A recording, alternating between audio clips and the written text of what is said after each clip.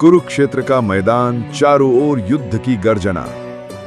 अर्जुन अपने सारथी श्री कृष्ण के सामने खड़े हैं। हाथों में धनुष कांप रहा है, आंखों में आंसू हैं।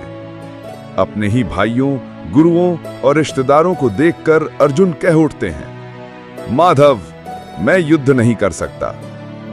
यही वो क्षण था जब मानव इतिहास को मिला दिव्य ज्ञान, श्रीमद् भगवद गीता। अर्जुन कहते हैं, हे गोविंद, मेरे शरीर में कंपी हो रही है, धनुष हाथ से छूट रहा है, मुझे धर्म का मार्ग समझ नहीं आ रहा, मैं अपने ही लोगों से युद्ध कैसे करूं?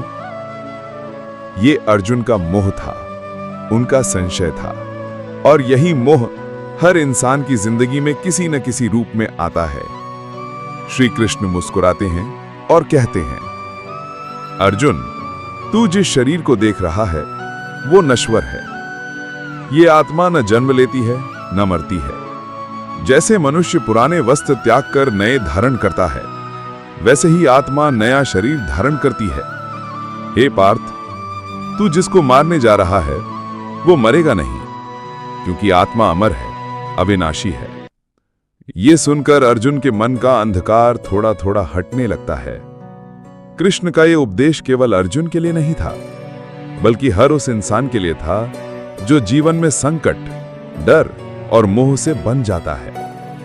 गीता हमें सिखाती है, आत्मा अमर है, मृत्यु अंत नहीं, एक नई शुरुआत है, और सबसे बड़ा धर्म है अपना कर्तव्य निभाना। अर्थात युद्ध का मैदान केवल कुरुक्षेत्र में नहीं था, बल्कि हर इंसान के दिल में है। कभी मोह का युद्ध, कभी संशय का युद्ध, और कभी सही गलत का युद्ध। श्री कृष्ण हमें याद दिलाते हैं, कर्तव्य से बड़ा कोई धर्म नहीं, और आत्मा से बड़ी कोई शक्ति नहीं। यह था गीता उपदेश का पहला भाग। आगे के भागों में हम सुनेंगे कर्मयोग, भक्ति और ज्ञान के रहस्य।